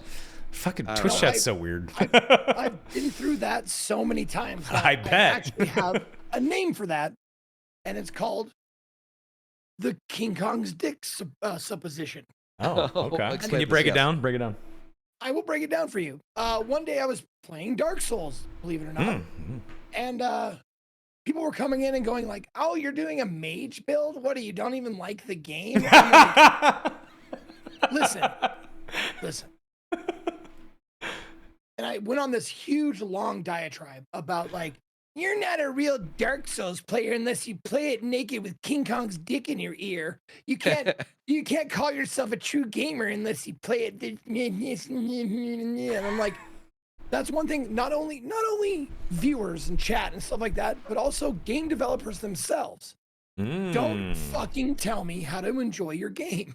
Yep. Don't fucking tell me how to enjoy a game. Okay, I will find a way to enjoy it, and if I'm enjoying it, don't fuck with me. Okay, because that's the way I want it. And when I talk about like developers doing that, it's like, I hate invisible walls. Just put a fucking wall there in the game. Yep. Just put a fucking wall there. Put something, bank of trees, something. I don't care what it is. Just don't put an invisible wall, because that means like, haha, fooled you. Fuck you. You can't go this way. It's like, just put a little like barrier or something there. Like, Put a don't tell me boulder to there. enjoy this. Yeah, exactly. Yeah. No, I'm with you. Digital Trek had an interesting comment. Said, I still think FromSoft games should have an easy mode. More sales, more people to talk with about the lore. Your self-value shouldn't come from your video game achievements. Allow people to have fun with games. Look, I think that you should definitely allow people to have fun with games, but I completely disagree that there should be an easy mode, because that's their art. That's what they want to do. That's what their product is. And I don't think every product is for every person, including video games. I don't think every game is for every gamer. I don't think every movie is for every film viewer. Not every TV like, I love music, but I don't like every genre of it. And that's just how it is, right? Not everything has to be for everyone. So I think FromSoft would get roasted terribly if they did that. I would agree with you if FromSoft games didn't provide you with a way to make the game easier. Right. And that way is like summoning. fucking grind, fucking summon, fucking change your class, do something like that. They give you other tools in the toolbox. The tools are there, exactly, in order to overcome it. Like, if you feel ashamed because you have to grind, then you're probably not playing the game that you like. You're probably trying to force yourself to like a game, which I've done. I've tried to force myself to like a game that I do not like. And if like FromSoft provides you a way to, level up, gain souls, whatever. You just have to spend the time to do it. It sucks. But I am also of agreement that like maybe that's like, maybe the developer hates you. You ever played a game where you genuinely feel like the developer does not want you to play? Oh, for sure. It's like, why would you make it this way? Why do you hate like me? Why do you make me do this thing? Like, why? This is not who thought this would be fun, and why would you do that? I mean, absolutely. Yeah, that's like I want to be the Bashi. Mine is What was the game? I have a couple of my viewers in here in chat. It's Fear and Loathing Hunger? in Less. No. Fear and Hunger, I think, is the name of the game. Never heard of it. Yeah. Yep, Fear and Hunger. That's what it is. It is the most brutal, stupidly hard game to start. It just kills you over and over and over and over again. And I just put down the controller or whatever, my mouse, and I was like, I don't think the dev likes anybody playing their game. I really think they're like, fuck you, try and play my game, idiot. That's how it felt playing that game. That's funny. Oh, That's I want to funny. try. I want to play it. I want to feel this hate. I want to hate the developer. I want to watch things and be like, fuck this. It It was kind of reminds me of dude. It was Green Hell a request. little bit. Yeah. I loved Green Hell though. Green Hell was good. Really, I feel like I died. I feel like I learned a little bit every time I died. Though I did feel like, oh, Yeah. I'm figuring this shit out. Like, oh, that's how I like fucking like actually don't got me like to bleed play to that. death. Yeah, that was a great game. I Yeah. should. No, Go you back were and play it. responsible for another paradigm shift in my life of gaming, where I was like, I don't want to do this fucking hunting and gathering and building and crafting survival shit. Turns out I was fooling myself the entire time. That is my bag, apparently. I fucking love that shit, I guess. I love It's Green Hell dangerous. and Valheim and like, I- you know, V Rising and all those other games where you have to go out and grab shit and make your castle bigger and make your cabin nicer or whatever the fuck. Like, apparently I love Oh. that shit. Yeah, you guys gonna touch the new Dune game next month? Oh, Oh yeah. Yeah. that's Oh man. not gonna be a stream game though. That's gonna be Oh, for me, big not time. for thee. Yep. I hear that. Maybe the combat is not selling it for me, and I'm a big combat guy. If the combat's Oh, bad, I'm out. Like it's got to be good. And the I hear gameplay that. video, it looks pretty. I love that you can sort of take the skills and the classes and kind of morph them around a little bit and like build what you want. I know exactly what I would want to do. I'd want to be able to glide around, have a grappling hook and a fucking sword. Like that sounds fun. But then you watch the actual combat and it looks like diarrhea digitally. I'm a sucker Sorry. for progression. You know, go Yeah. out, build, collect resources, build, and you know, I don't know. That stuff might be. I mean, That part is I hear probably that. a completely Yeah. different demon, right? for sure. That's Yeah. probably it. Probably feels great, but like for me, I'm like the kind of guy that wants to go PvP. I'm like a fully PvP goon, you know, like that's the kind of guy I am, unfortunately. And for me, We like are. that fucking punchy, tight combat, like I need that in a game. I just have to. And I like Dark and Darker does not really have that, but I like kind of let it go a little bit because it had like a polish in its jank, so I was cool with it. But typically, I need that shit to be on point for me to enjoy it. And maybe who knows? I mean, it might come out and be tightened up. It might be better than the previews that I saw previously. Who knows? If it's any good, I might actually check it out because I fucking love Dune. I'm sure you guys saw Dune Part 1 and 2, right? Like, what the yep, fuck? enjoyed it. Amazing, right? Did you see it, Jay? Yep.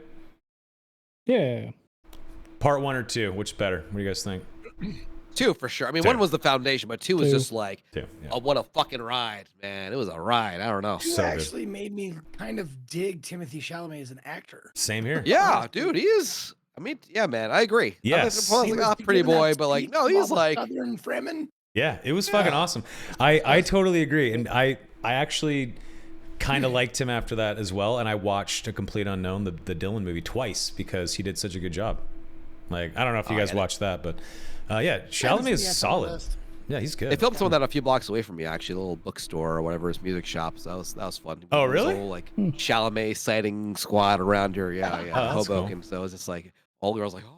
So I didn't see him. I feel a little sad. Chalamet's in Hoboken. Oh my god. Yeah, that was a thing for like 3 weeks, man. It was a whole thing. The Shang-Chi film filmed right outside my house.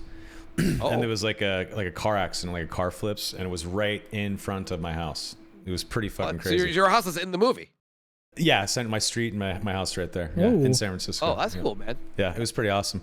And they had like one take with this, right? Like that's because it's like an important road right next to Market Street, which is the main road in SF. And they had one take to get it right. And I was like standing by my gate watching them go by. And I'm standing at my gate. You weren't supposed to be out there. Like I was coming home from work and they wouldn't even let me go to my house. So like, no, we're filming. I was like, hey fucker, I live there. So are you going to let me go to my house? We're going to have an issue here. And they're like, okay, sorry. Yeah, you can go to your home.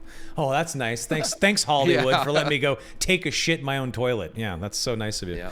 Maybe that was frustrating. But I got to go to my gate and watch. And I was sitting there in my gate. And I can't like see the entire street standing at my gate, right? So I'm standing there. I can hear them doing their thing. And then suddenly a fucking car flies by my gate and fucking tumbles and crashes. And it was so fucking cool. Wild. Did you feel in danger at all when that happened? Nah, Like- they had it controlled. Like they had it set up. They had like all these like fake cars on the road, and they had like all this like safety shit set up, and it was pretty cool. That Hollywood magic. By the way, if you guys have questions in your chats, please come on, bring it on. Bring it on. XOPLOL says or asks, what game is everyone looking forward to this year? I'm really looking forward to Borderlands 4. Civilization 7 was mine, and it's not that great. That's Yeah, sad. I had some hiccups. Yeah, Was this a UI thing? Is that it? Is this UI? Is that the only issue with it? Like, no. I'm a huge Civ guy. I'm a one more turn kind of guy for 18 hours. Let's call off work tomorrow because I haven't slept yet. They have made some changes with Civ 7 that just seem really fucking weird. Like there's the Antiquity Age, and then there's 2 more ages you go through, and typically that's seamless in a Civ game. But in this new game, when you go from one age to the next, the game kind of has this cutscene thing. The game sort of resets itself, and everyone, like if you're at war, all the borders are suddenly safe. Everyone's got happiness. Everything resets. Excuse me? That's not how it fucking works, folks. Yeah. You don't just get to, even in the middle of a war, you could be invading someone. The Antiquity Age ends. There's this cutscene, quick thing, and then everything kind of resets in the new age, and the war's over, and everyone's happy, and the borders have been established, and then you have to like restart your shit. Even though it's fucking weird. It's so fucking weird. It breaks the flow. And then if you had like a just war, and then you want to go finish it again, now everyone's mad at you that you decided to fucking restart this war. So then you lose a bunch of diplomacy and happiness and shit. When before, maybe that guy fucking took one of your towns and you're just getting revenge. It's fucking odd, man. I don't know. Oh, and there's also just other decisions they've made that are weird. Though I will say the best part is the combat. They've updated the combat so it's a little bit more fun. But yeah, overall, I was just disappointed. Sounds fixable though. I don't know. Oh, for it sounds sure. like they're committed to like fixing. Yeah, but that age change thing though, like they gotta do something. Yeah, weird decision, right? It's like it breaks the flow. That's how civilization in general works. It's like things don't disappear like that. There's no like, oh, it's 2026, all that shit. Yeah, no, we're good now. Hey, whole world, be good to reset. Time out. Yeah. You guys good to just fucking call it? You go back to your side. We'll go back to our side. Okay. Regroup, have some partied up. Yeah. Cool. Yeah, like that's not fucking. Elixir Blue. Have you guys seen the Minecraft movie? I have not. No plans, but I'm glad it did well. I'm glad it did well financially. I feel like any video game movie or thing that does well is like an opportunity for a game I really want to see as a movie to come through. I want my StarCraft movie eventually, so that's hope. That's hope. I want those things to do well. I feel bad that the Halo TV show didn't do that great. Apparently it's doing better on Netflix or whatever, but like... Did you watch it? I watched the first few episodes. I didn't think it was bad, but it didn't like pull me in like the other ones. And like Dude, Last of Us pulled me in, and I mean... When Master Chief fucks a prisoner of war in a military facility, it was one of the dumbest things I've ever seen. He goes in to interrogate this prisoner, and they fuck in the prison cell. What? Whose decision was this, man? That's not my Master Chief. So fucking weird. My Master Chief does not care about sex. What's going on here? The only good part about the Halo series was like the small snippets of combat where he's just fucking blowing away elites and grunts and shit, and it's like first person, and you only get to see that, no shit, like 9% of the fucking TV series. Beyond that, it's Master Chief with his helmet off, looking like a dumb, roided out jock. Fucking, oh, I'm gonna go fuck the prisoner now. Anybody next? I also don't like that they showed his face. I think they could have should have done what without the fuck face, were man. they thinking? I don't know, man. I don't know. It's like, how can we like ruin this, man? I don't know what happened. They fucking ruined it all, right? I hope they reboot it. I hope they give it another shot. Hope they give it a shot. I don't know. I feel like leave that one dead. Yeah, exactly. At that point, you just kind of you're gonna let it go. Well, what's cool about the Minecraft movie though is that they involved a bunch of the big like streamers, Minecraft YouTubers, which I think is just like cool, like like homage to like these folks who help build a community and like people like learning to get into Minecraft. Like I think it's kind of like a beautiful thing to have like this like $1 movie with these like big stars or whatever, and Jack Black and whatever, and like Jason Momoa. Still, yeah, and that's great. And still like have like oh like let's care about these guys. I think it's good. They gave like homage to like this one I guess YouTuber who passed away, Technoblade I believe was his name, and it's just I think it's just like a beautiful thing to actually care about that in your movie. Maybe it was they Technoblade honored Technoblade in the movie. More views or whatever, but still like they honored Technoblade in the movie. Yes, there's a Wow. reference in there. I didn't see it. I just read about it and how touching it was. I'm like, oh, like that's actually like that's sick. a great thing. Wow. I don't know. I think I like nice. that. That makes me kind of want to watch it. Shit. I like that a lot. I'm good, but like I've never played Minecraft ever. I've tried. I keep on trying. It's one of those games where like I want to try and I never get into it, man. I don't know that and like Monster Hunter. I can just never like. I can never try. People love it, and I want to love it too, but I can't. I don't know. I'll try and. Yeah, I can't get into it either. Yeah.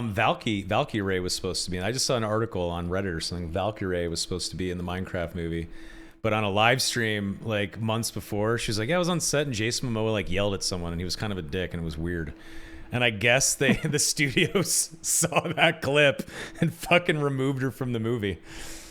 Oops. I mean, it happens. That's how Hollywood. But you know right? what though? I'm happy that Valkyrie fucking told her fucking truth. Yeah. She said, "You know what? Good for her.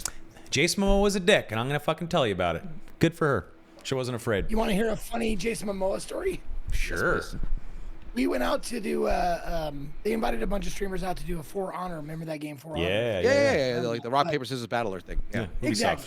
They invited us out to do this thing, and they invited some celebrities, and among them was Jason Momoa.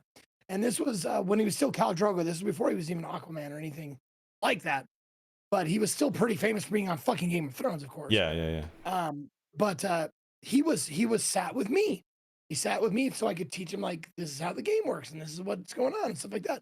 And we chilled there for a minute, and I got him to do like he did my Viking my sub salute where I do the fist to the camera. Oh, that's cool. He did that. It was really cool. But the coolest part was he comes and sits down next to me, and his aide, his whatever assistant. Yeah. Assistant. There you go. Sure. Comes and puts a Guinness down in front of him, and he's sitting there and he grabs the Guinness and he takes a sip of it. And I was like, "Where can I get one of those?" He goes, or no, I asked the production because I didn't know it was just him. Right. So I asked the production crew, I was like, "How can I get a Guinness?" And they're like, "Oh, that's just his assistant. Like he has it in his trailer, but whatever. He has it, brought." And I was like, "Oh, okay, no problem." And he goes like, Jason Momoa, shit you not. He goes, passes me his. That's great, man. That's fucking great. Me his Guinness, gets his assistant and said, "I finished mine. Can I have another one?" And he gets another pair. Dude, we had a Guinness together. It was fucking great. That's awesome. fucking great, man. I don't know what else seemed to like. I don't know. I'm sorry for whatever Valkyrie saw or whatever. I mean, that's I'm sure not everyone's perfect all the time, right? But I don't know, man. I feel like that's just like a. Have you guys ever acted in a movie or a TV show or done anything like that before? I know you guys have been in like commercial. Nope. Swift, you've been in a commercial. Yeah, like Twitch. Okay. Taco Bell stuff. But one time I got an email from the dude who did the writing for I think like CSI, and I guess he just like see my face like, hey, like I'm writing the script and I want to write you in as like a streamer who does it and dies. Like are you interested? And I was like, that's cool. My wife would really like it, but I don't want to do it. So I was like, hey, I could recommend another New York. I know, I'm an idiot. I recommended Future Man. I was like, Future Man would be down for that. And I was like, nah. And I don't know. I just don't like the idea of having to memorize. I don't know. I'm just a bitch. I'm a little bitch. No. It's not. Why did you do it? That's not being a bitch. No, I. It's 100% being a bitch. I should have just done it. My wife would have. Dude, it sucks. Not for me. I should have done it for her. It sucks though. Acting is everyone's like, I want to be an actor. Blah blah blah. No, it fucking sucks. Like I've been in a student film. I've done commercials, and I'm telling you right now, being on set for 12 hours, doing the same thing 19 times, and reapplying the makeup, saying the same thing, watching people get upset and frustrated, and it's hot in there, and we lost the fucking sun. Now we have to wait till tomorrow, blah, blah, blah. And when you do that for fucking 3 months and you're living on set in a trailer and like someone fucks up and you have a yelling moment, hey, welcome to being fucking human, right? Yeah. So I hate whenever people get roasted for like having like a crack in the fucking perfect porcelain doll that they showcase to the world. It's like, hey, it's okay to be human, right? So I agree. All right, more questions for a little bit. We're 90 minutes in. Let's take a few more and then we'll call it. I'm hungry. I need some din. I'm thinking Mexican food tonight, boys. Mole chicken. Hey. Oh yeah. I want it. I'm starving. I've been trying to get healthier, boys, and I'll say my weight just because I'm proud of the journey. But at January 23rd, I was 248 pounds. 248 pounds. I couldn't even believe. I looked at myself. I stood on the scale. I was like, what the fuck happened? And since January 23rd, as of April 8th, I am at 222 and going down and working out. What is it? Fucking 26 pounds at this point. So, yeah. Way to go, man. Yeah, in like 10 weeks. It's been fucking hard, but I'm just like, I am not letting myself get fucking fat. I'm just like, I cannot let that happen. It's not so bad. Yeah, I'm kind of stop caring. Hey, listen, I got a significant other. If she's cool with it, fuck it, I'm cool with it. That's hilarious. I'm like, am I too fat? She's like, no, I like you this way. I'm like, that's the right answer. There we go. Well, the big reason is me and my. Would you like another slice of pie? Yes, we would. Thank you. Me and my lady, we split. So I'm single now, and I'm 38 years old. So it's like, all right, you gotta figure this out. Sure. If you're gonna get back on the horse again, for sure. Of course. Of course. So yeah, I'm not really looking forward to dating again, but it's been nice going through the metamorphosis of trying to like get healthy again. It's been nice. Dude, you got time. It was 39 before I found the love of my life. So there you go. There you go. Thanks, brother. Thanks, man. Okay, couple more questions. If you guys have one from your chats, please don't be shy. Where's my water? There it is. Oh, you asked a question and then you answered it and then you didn't let anybody else answer it. So I'm gonna go ahead and answer it. Oh, sorry. I'm gonna anticipate a game of. Oh yeah. I want to answer that one too, but yeah, go ahead. I don't like it's been scheduled and then it's been postponed. Obviously, it's been postponed. It was scheduled to come out in March, but it's now April and blah blah. But Judas, the game. From Oh, motherfucker! Yeah. What's Judas? What is that, bro? The dude who made BioShock and BioShock, like what? I forgot his name. Ken Levine. Ken Levine. Yeah. Ken Levine. Yeah, dude's a fucking genius. But yeah, man, Judas is like a more open BioShock. I don't know. I'm just enchanted by the way they've described it. It's like BioShock is like a narrow hallway, and describe Judas as like a something that's not a narrow hallway. I forgot. What is there a gameplay trailer? There's a trailer. There's like a teaser trailer. I'm gonna look it up after the podcast. Yeah. It's I don't know, man. It's hard for me to like. The expectations are really high, but I think they'll meet him, man. What do you think of the first? Like, what do you think of BioShock? So, have you played? Of course, yeah. I mean, classic. Yeah. What did it like strike you? I feel like that's like a top like 5 game for me in my life. Just by the original BioShock, the whole You and me, Swiftor. Andrew Ryan and like this, bro. Yeah, BioShock is it's great. Series. Yeah. BioShock Infinite. I mean, BioShock is just a great franchise. And over the years, like, there's been a lot of story games or like single player games I just abandoned. I just can't fucking do it. And then there's a few that just fucking grab you, right? Like a Morrowind. BioShock was definitely one of those. A Skyrim, shit like that. Yeah, that universe they built is fucking cool, So I'll check out Judas. That sounds interesting. Yeah. I will say for BioShock Infinite, they had the DLC where they bring back like there's like a DLC that was just back in like underwater, like in Rapture, the underwater kind of city. I was so excited for it. And they brought it back and it was some like fucking like forced stealth shit. It's like, oh, you walked out of a place and they caught you, restart the level, and I fucking hate it. Like it wasn't what I wanted, man. XTC just said he's dying for a Morrowind remaster. If anyone is keen-eyed, they removed some shit from Steam for Oblivion. And that either means they're delisting a game or a remaster is coming out. So I think an Oblivion remaster is coming, and I will play the fuck out of that. I don't know, man. Like, I thought Oblivion was fun, although I kind of fucked it up for myself. I think I spent like the first 10, 15 hours of the game just like leveling up by talking to people and picking flowers. Then I went out into the world, and apparently like matches like scale with your level. And so with me and my like level 15 fucking like dialogue, just got my ass beat every single time. Like, how can I fucking play this game anymore? Like, I got fucked. Someone attacking me. That is so funny. You like, played the game wrong. You played the game wrong, Swiftor. That's not how the devs intended it, brother. Okay? Yeah, I know. I had to start a new game. I literally could not play the game after that. I fucking messed up over. That's fucked up. That actually sucks. Yeah. I don't like that. Yeah, bad design. I don't like that at all. I did it to myself. Yeah. I hope the remaster fixes that. Hope so. Jay, what are you looking forward to game-wise? Yeah. Just Dune. That's my only hope. It's my only hope. I think it'll be. I think it'll be good, man. I think so. I don't know, man. You're in the desert collecting shit, surviving. Even if the combat sucks, man, I think I'll still like. Yeah, I'm hoping it'll be fun. I'm pretty invested emotionally in that one. I don't know. I guess I could be a pilot. I love flying in games like chopper pilots in DayZ, like being a chopper pilot in DayZ. Is it an ornithopter? What do they call it in Dune? There, yeah, If I could like be an ornithopter pilot. What is it, sir? Ornithopter. Ornithopter. Thank you. Yeah. Yeah, if I could like pilot those. It was a magic card. Yeah. You can do it in a flight simulator, by the way. They've got the ornithopter like DLC really? you can use. Yeah, you could do it. They launched that exactly like the same day the movie launched. Wow, that's sick. A little bit before June 2, yeah. So it's there. Go download the 500 gigs that Flight Simulator is, and then once it updates for another 17 hours, you can then try it out. Wow. So it's great. Cool. It's in there. Yeah. Sick. But yep.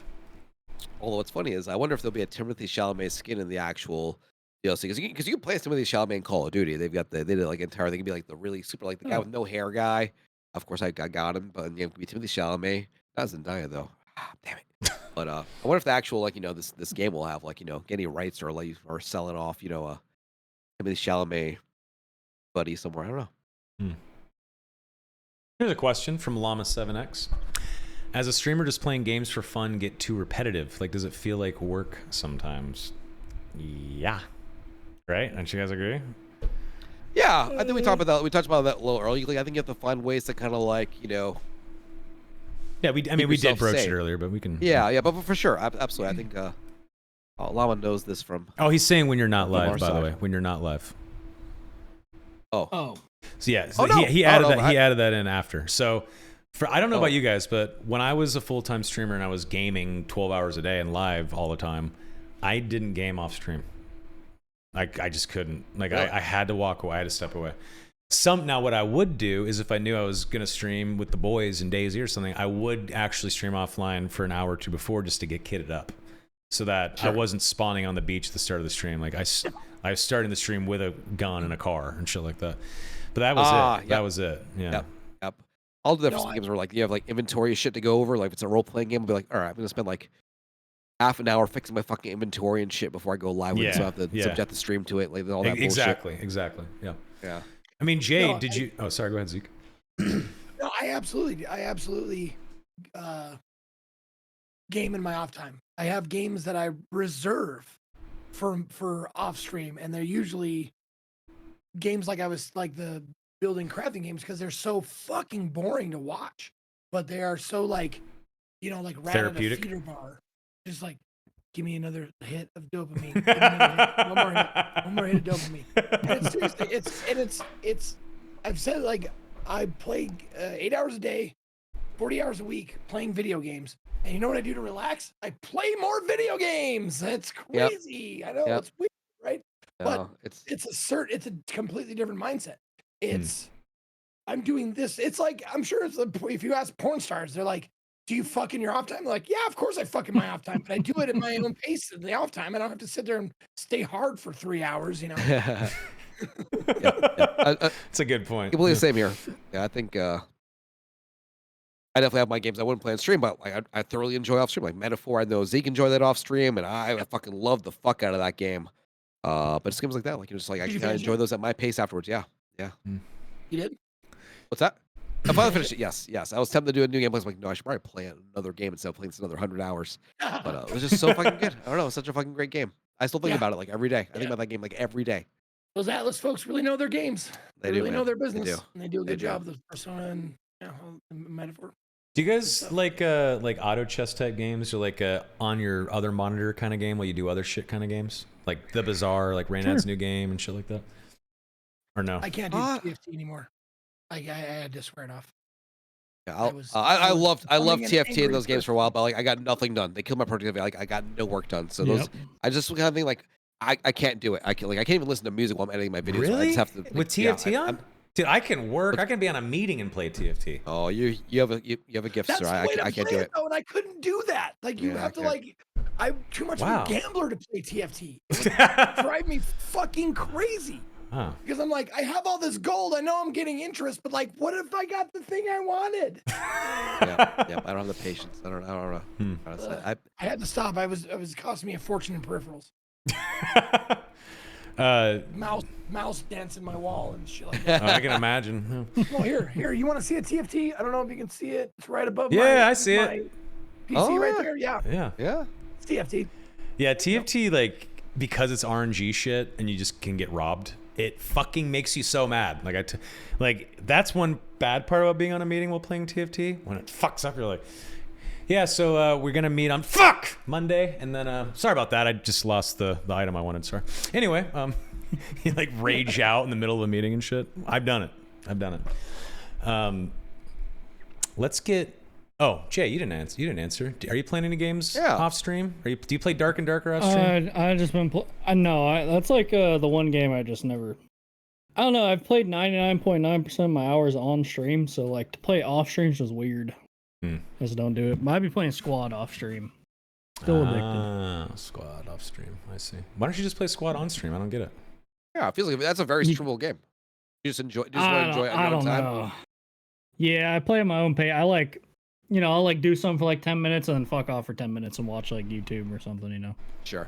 I can't. I don't feel comfortable with it. It's so much downtime in a game like that. Sounds like DayZ. Play for an hour and 20 minutes, you're actually doing something. So.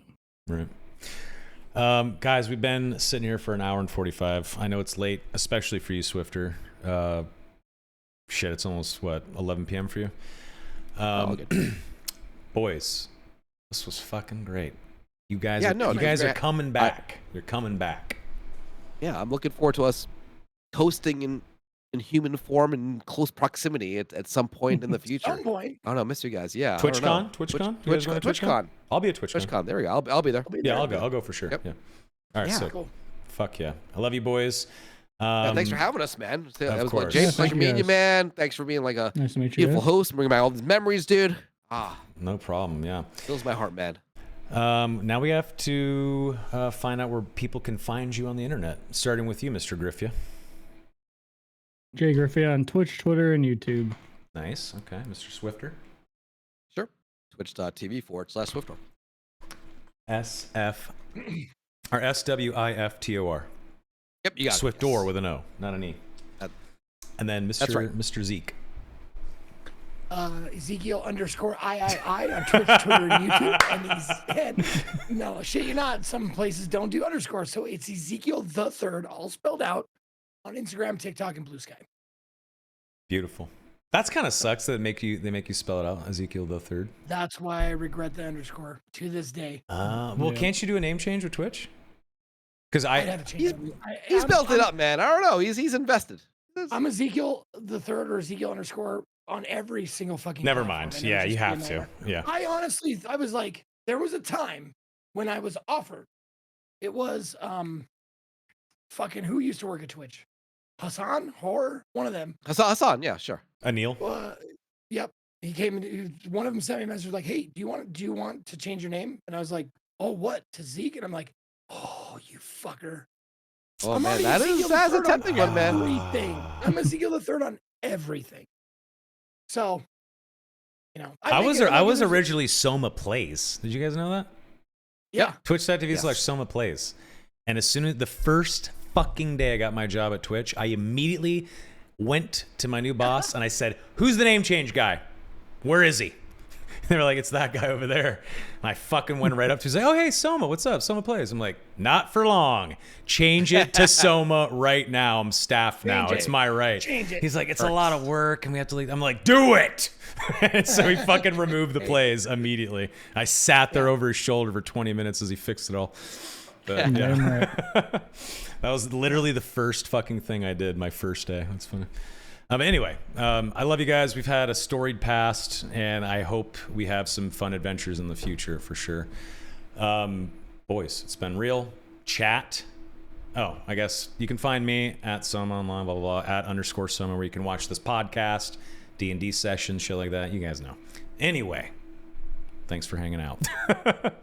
Have a great night. We will see you guys next week. We're going to be joined by Bajira and Towley, which is fucking awesome. Nice. Great fucking streamers. They're so great. I cannot wait to talk to those guys.